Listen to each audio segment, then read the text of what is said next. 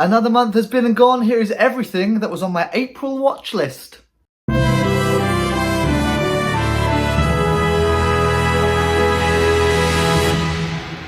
Hey you, welcome back to the video. A brand new movie review-ish. It's everything I watched in the month of April. The fourth month of 2026 has been and has gone, and I saw another big hefty chunk of stuff this month. Not as much as previous months, possibly, I don't know. Doesn't feel like as much as previous months, but I still saw another chunk of movies and TV, so we talk all about it in this month's installment of everything that I saw during April 2026. As always, let's get started with the movies. Let's move over there so I can insert all the graphics. I know, high tech for this video.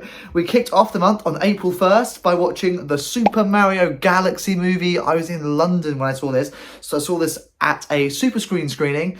I think this is cool, and I think it is cool, but I feel like slowly but surely the novelty of a super screening is starting to wear off. I love it because I'm sat on a balcony. I think that's about it. I don't really, this is going to sound really controversial, but I don't really know, I can't really tell the difference between super screen and IMAX. I know they're both massive screens, and a lot of people agree with me when I say I'm not that fussed by IMAX. I love 4DX, don't get me wrong, but I'm not actually that fussed by IMAX. And I don't know why. I saw Wicked in IMAX, and I don't know, I was like, it's cool, it's just big. But that's it. I don't know. So I am quite partial to super screen, and I think the reason for that is the fact that I'm sat on a balcony. There you go.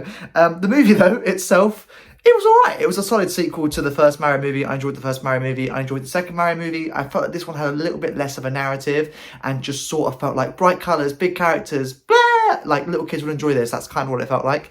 But I still had a good time with it, and I still enjoyed it. So that was the first movie of the month. I then went back to the cinema and saw Peter Rabbit, the original. I think that was this 2018. Yeah, 2018. I saw was when it first came out. I saw this at the cinema.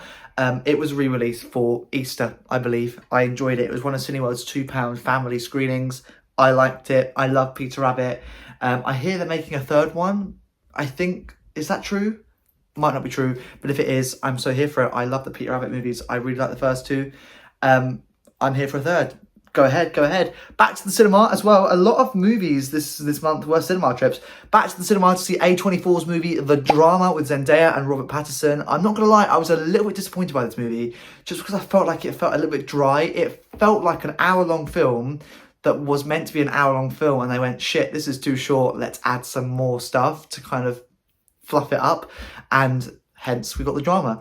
I don't know, I didn't enjoy it as much as I thought I would. I still did enjoy it, don't get me wrong, and it is doing some big numbers for A24, but yeah, I wasn't that fussed by it, and a lot of people share the same thoughts about this movie, but you can hear a full movie review on that. It's in my channel as well.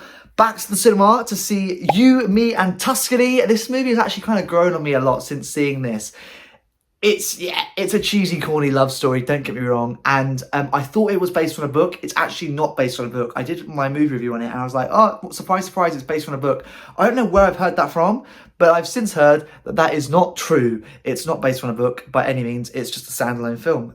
I enjoyed it, bit corny at times, bit cringy, but yeah, I had a fun time with it. If you're looking for an easy-going watch, then it's a good one. I think its cinematic run has kind of run out now, so I don't think it's in cinemas anytime soon, but when it comes out on streaming, yeah, definitely one to check out. My first movie at home this month was, weirdly, What to Expect When You're Expecting.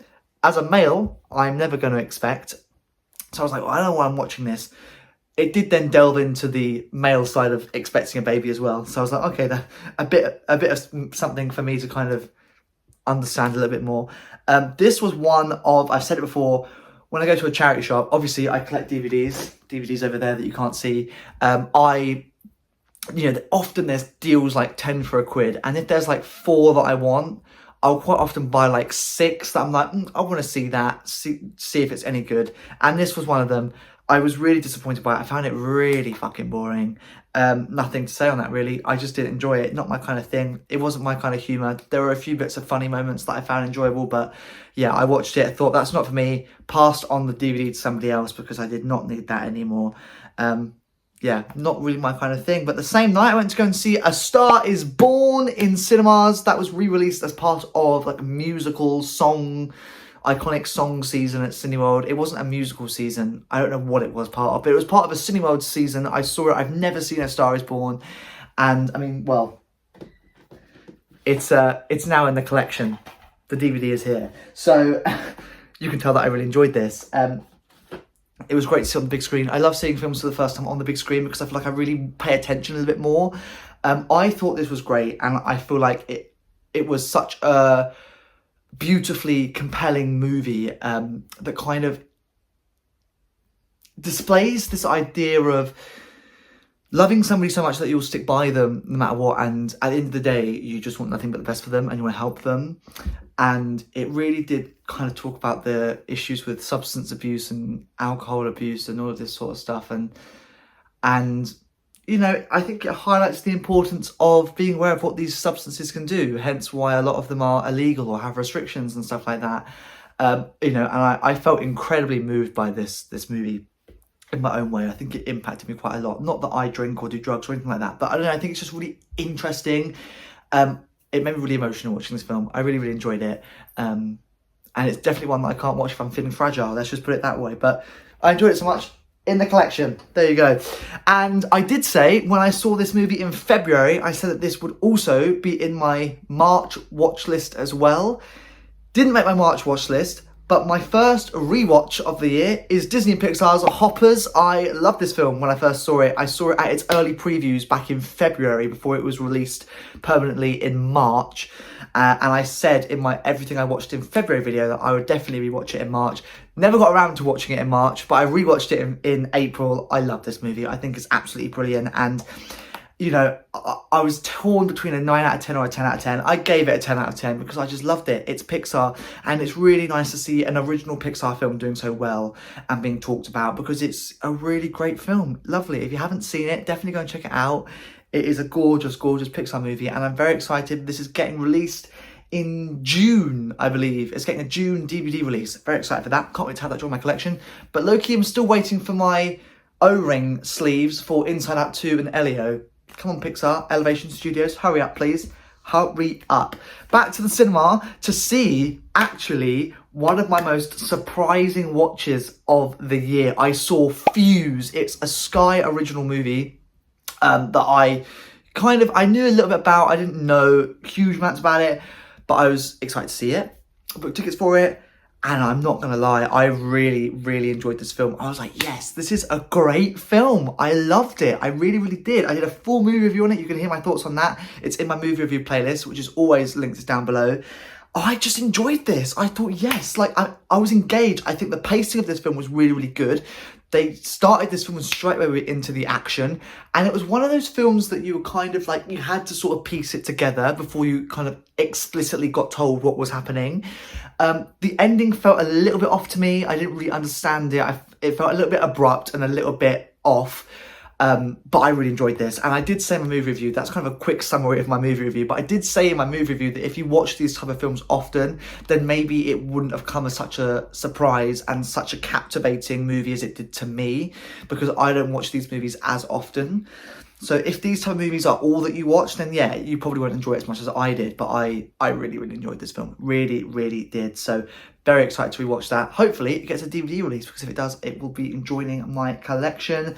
Possibly, there were 2 awful cinema trips that I had. This was the first one of the month. It was to see Undertone, another A24 movie. If you've watched any of my movie reviews, you'll know that I'm very hit and miss with A24 movies. I either really like them or I'm not fussed by them. And I went to go and see Undertone with my mum. We both fucking hated it. I didn't get it. I was like, you're doing all this stuff and being freaked out by it, but you're making ridiculously stupid decisions. So I don't understand what you're doing. Why are you filming a podcast at 3 a.m. in the morning? It was stupid. It had no plot. I didn't understand it at all. I was bored shitless. Absolutely do not recommend Undertone at all. And people are calling it the most scary, captivating movie of the year. Bullshit, that's what I'm saying. All I'm saying. Back to the cinema again, and I went to go see California Scheming. Really enjoyed this movie. For a while, I was the only person in the cinema screening at all until somebody joined the film like 20 minutes in. I was like, what are you doing? And this was actually a subtitled screening, which was annoying because I don't like subtitles in a movie, but It was the only screening I could make, and I really wanted to see this movie, so I had to put up with the subtitles and go and see the subtitled screening. Hence why there was like nobody in the screening other than me and this other guy that randomly came in like halfway through. I enjoyed this. I really, really did. You can hear my full thoughts on it in the description below. My movie review playlist. Yeah, this was good, and I thought the two lead guys, I don't believe they are they are American, so, or they were no, fuck. Scottish or Irish? What was it? I think they were Scottish, but they were playing American, and I thought that their accent work. What I'm trying to say is their accent work was brilliant, like really, really good. It was a great film. And the fact that it's based on a true story always makes me crazy. I think it's brilliant, absolutely well done. Really, really enjoyed it. Now some people are going to hate me for it. I've never seen any of the High School Musical movies. I know, I'm a Disney fan. I adore Disney with my whole heart, and I just was never a Disney Channel kid as growing up, so I never watched any of these, not through choice, I just never did, and they've always been on my watch list. But my friend, we made a date to sit down and watch all three. We only managed to see the first two, so I saw High School Musical 1, which I thoroughly enjoyed. I really, really, really, really liked it. We had like loads of snacks, it was just great. It was a really great night. And then we also watched High School Musical 2 as well, and I enjoyed that just as much as the first one. Apparently, so when I was a kid, I had this like High School Musical like battery operated like microphone, and it used to play 2 of the songs. And I think the songs were from the third movie, which I've not yet seen. So maybe I like the third movie more because that has the smallest amount of nostalgia, but I love it. I love Zac Efron. I love the songs. I'm obsessed with High School Musical. They will be joining my collection ASAP Rocky. There we go. Back to the cinema for the penultimate cinema trip of the month and my penultimate movie of the month to see Fight Club. Never seen that. And I wasn't actually going to see it. It was a 4K re-release. I went to go and see it with 2 of my housemates, and I enjoyed this movie. I really, really did. And it was literally kind of a spare of the moment, last minute decision to go and see Fight Club. I did enjoy. Will it get a DVD release? I should think so. It's already on DVD. Will it join my collection? Maybe. If I see it, I'll pick it up. But yeah, I enjoyed this film. I really, really did. Didn't know what to expect. Actually, I read the plot. That's about it. But I would love to say more. But first rule of Fight Club: don't speak about Fight Club. Anyway, final trip to the cinema of the year, and my final move of the year, not of the year, final cinema trip of the month, and my final movie of the month was to see an advanced screening of The Christophers. I did a movie review on this, not overly fussed by it. I really didn't enjoy it. I'm learning that I'm not a huge fan of Ian McKellen, not anything personal. I just don't like his acting styles, his acting choices. Wasn't fussed about that film, I'm not going to lie. So it's out in the UK cinemas from 15th of May if you want to go and check it out, but not fussed by that. So there you go. That's everything that I saw during the month of April. As always, how much would my cinema trips have cost me without my membership is a great question. We've done it so far. January's total was £72.93. All of my cinema trips would have cost me that much had I not had a limited card. February would have been £92.91. March, £117.88. April, I saw 2, 4, 6, 8, 10. I saw 11 films at the cinema in April. Without a Cineworld Unlimited card, it would have cost me £113.91 to see every film at the cinema I did. I think the one that really jacked up the price was the Mario movie at the beginning of the month. That would have cost £19.50 to see that. Being an Unlimited member, I got it for free. But the super screening of the Mario movie at London's Leicester Square would have cost £19.50. Insane. So there we go. I'm not doing a tally in total. I could add up all the months so far and see how much I've saved so far during 2026. I'm not doing that. I'm waiting till December to find out. I'm excited. You can, of course, tally it all up if you want to yourself. But yeah, I'm not doing that. I'm very excited to see how much I would have saved. And my limited card only cost me £170. So I know for a fact I've made my money back. How much profit I've made, we'll find out in December 2026. That's all I can say. A few series and documentaries that I saw this month. Not many, of course. It goes without saying. Ant and Dec were back. In the Jungle. I'm a Celebrity South Africa was on this month. I love I'm a Celebrity. I love the All-Stars. This was the second All-Stars with the most chaotic live final. I think the most chaotic TV live final to history.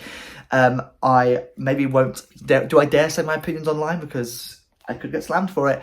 I personally don't agree with Jimmy and David. I thought they were being very nasty. And the look on Adam's face as he was crowned the winner, I think was the most disheartening moment of it all.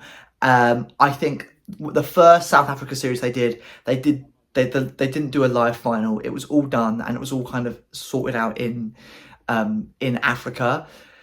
So the fact that this was pre-recorded all last year, and then because of the live final, they had to all come back together. All of the issues flared back up, and all the problems were brought back to the surface. And I feel like that could have been heavily avoided.